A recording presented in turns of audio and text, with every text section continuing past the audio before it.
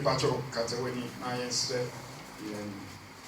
from up to Saturday, what now from Empire, baby till I was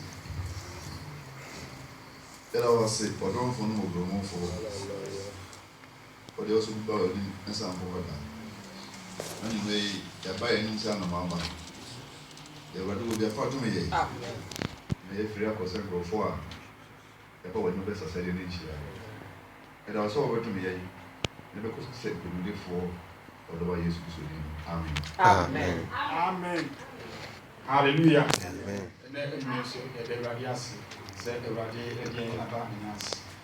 CBT, you know me. Now, and then Shiam, you know, Bishiam. Now, it won't buy it. As he said, allow God to direct your way. Hallelujah. Say, woman, Yame Pine. Now, what you are fat or no one can say the pass. And a corner on Namson. Say, oh, fast walk on. Or me, Yame Pine, Yame. And Cassa, if you are now again, hallelujah. The share Babuma, you Babibra, Oma, or more pine, Yame, a deal with the name. Now a good year, or Muku, hallelujah. The share will be to say Abraham, it will say, oh, my Yame pine, and my Yame, and Abraham, in Jetratana, could do the young Popocasa, and I say, day, amen. It's Yanabrabo, and Yana sitting in a mono. Ye kwa ye ban se me nyame kwan na se watrete ya kwan a wogi besi nkunudie ede ekwa so hallelujah tina de mu be so say allow God to direct your way hallelujah now allow God to direct your way no we change we say or say it means that extending or moving from one place to another without changing direction or stopping. Hallelujah. Sa oma na me kwan amana atre wa kwan e che se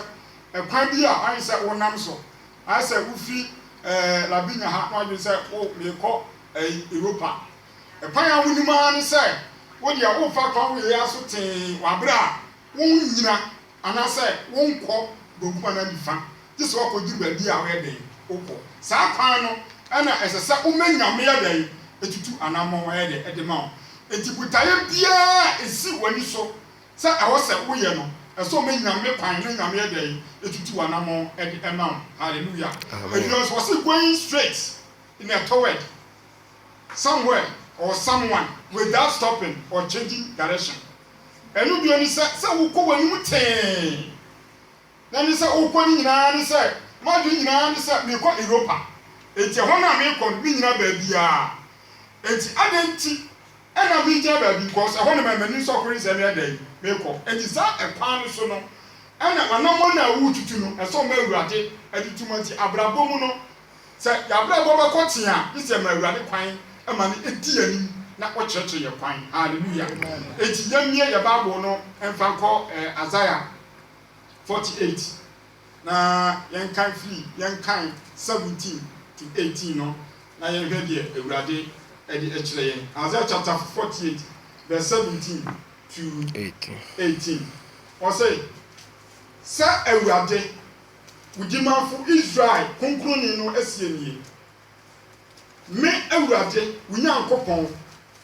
me ne de me chakra wo de eye ema wo na me je wo kwan a ofa so hallelujah say wo hwen waso ema me mra ensam a anka asudie ebeye asubonten na wo trene ayese epo asoche hallelujah amen say wo ye aso ema me mra ensam a ekwana wonam so no wo bra bon ebeye trene hallelujah na etrene na wonam so ebeye asudie ade adai ade ama amen nti obi a oma awurade ekire ne kwan no na okọ ekwan no da bia na kwae de eyasodwie hallelujah nti so kinka bibi wo 1 Samuel chapter 23 verse 1 and 2 a Bible say David ekwako Bible say okwako an ya baka che say David for na form when you ehoni nyina amen na Bible say David ekonyame ne ka say awurade menko na menko kumo ma na awurade se ko na bɛɛdɛ na obeto wɔ na yɛ omi na so bɛɛdɛ obɛdi ti si ɛma awurade kwan na sɛ awurade tutu yɛ na namɔn ɛde si ya Bible say yɛn yɛ kwan na yɛ nam so no ɛbɛyɛ asomdue ɛde ama yɛ hallelujah nti awurade ɛna yɛ asomdue ɛde ɛma yɛn ti sɛ obi a ɔma awurade edi n'anim no ɛyɛ obi a dani dan nyinaa ohun kunudie ɛwɔ nipa ne deɛ n'abrabɔ hallelujah nti sɛ wokenkan ahemfo a ɛtɔ so mmienu tiri ɛyɛ nsia yi mu ɛyɛ ɛnwɔtwe ekosi edu mmienu na 2 Kings chapter 6 verses 8 to 12 Bible say mu sɛ na Elijah ɛwɔ Jerusalem ɛna na Farisifoɔ ɛno boaboa wɔn dɔm ano sɛ wɔne Israelfoɔ ba bɛdi ako hallelujah na Bible no ɛma yɛte aseɛ sɛ wɔhene no a wɔne Israelfoɔ ɛbɛdi ako no so ɔkas ɛnɛ aha ɛnma bɔ me sraban na sɛ Israelfoɔ no duru hɔ nom a makyew n'anim no maako a Bible sɛ ne nyame aka kyerɛ Elijah na wɔsɛm wɔkɔ wɔhene no hɔ na ɔka kyerɛ ne sɛ wɔhene aha na Syriafoɔ nam ɛdɛ areba nti hwɛ yie na wanyɛ dɛ wɔamfa kuro yi so nti Bible sɛ ɛtɔkɔɔ so mmiɛnsa afei na wɔhene no na n'akoma brɛ nti Bible sɛ wɔhene no afei no nkurɔfoɔ nyinaa na ɔsɛ monkyerɛ m deɛ ɔwɔ Israel hene deɛ afa hallelujah eti si yɛmɛ nyame kwan na yɛtie nyame asɛm na yɛadwe sɛ nyame asɛm no ɛbɛyɛ adwuma a Bible sɛ deɛ bɛdi n'anim nyinaa no ɛyɛ asodwie nti ɛsɛ yɛhyɛ ne nso yɛma awurade kwan ɛma ɛdi abio ɛna wɔ sɛ ade nti ɛna wɔ sɛ yɛsan ma awurade kwan sɛ ɔnkyerɛkyerɛ yɛn anaasɛ ɔntentere yɛn ho hallelujah ne ɔka kokyɛhye baako ɛde aka ho wokenka wɔsɛnkafo a ɛti a ɛyɛ nkoro no a ɔkasɛ bi wɔ hɔ na ɛdɛ na mehwɛ sinima na mani ɛkɔkɔ bɔɔ soɔ na ɛyɛ dɛ baa Ezekiel chapter 9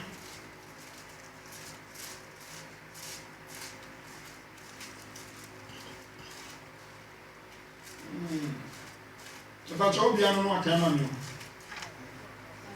9 verse 11 to 12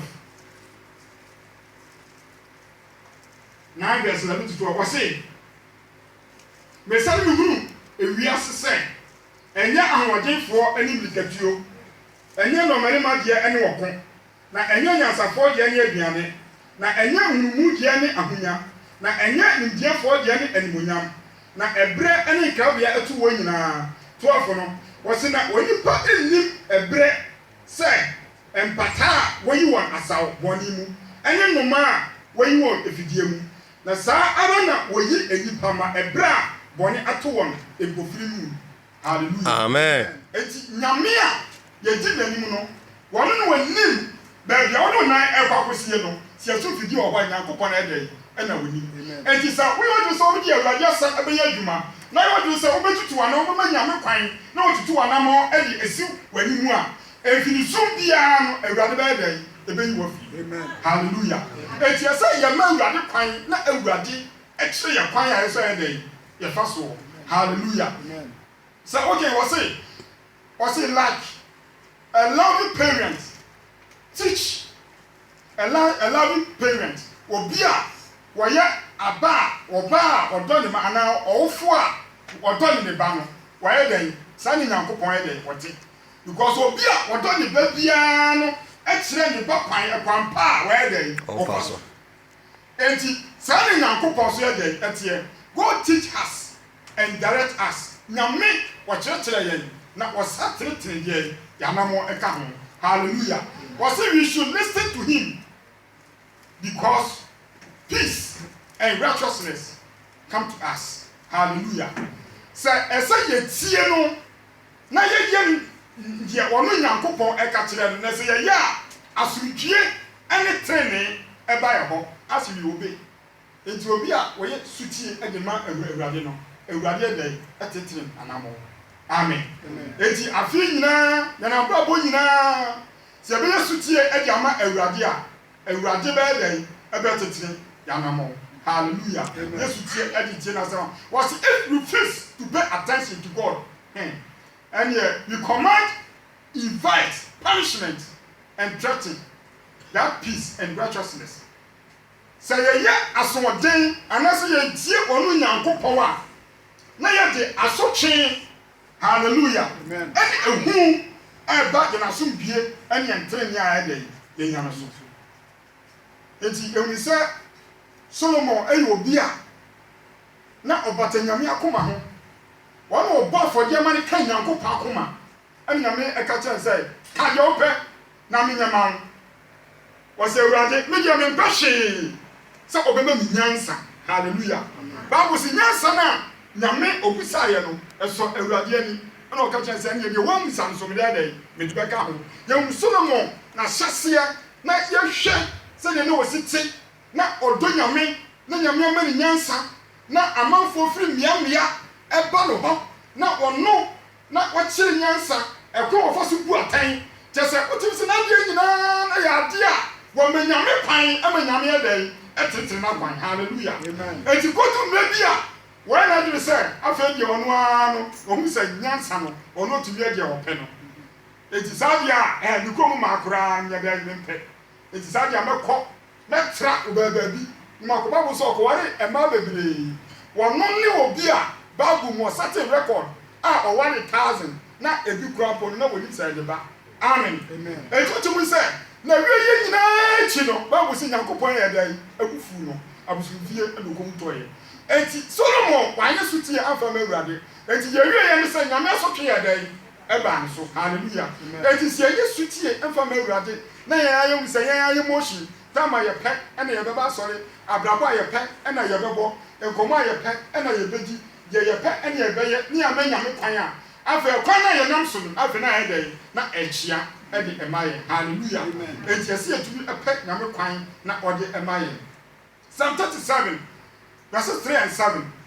David so ka say but awurade ho na eye papa tira asasi so na edi nukure ma woni ka awurade ho mo ma odi a wodi wakoma ye den epe hallelujah amen na wono na obetere wakwan enti fo wakwan nyina ye den ehye wono Nyankopon de ensa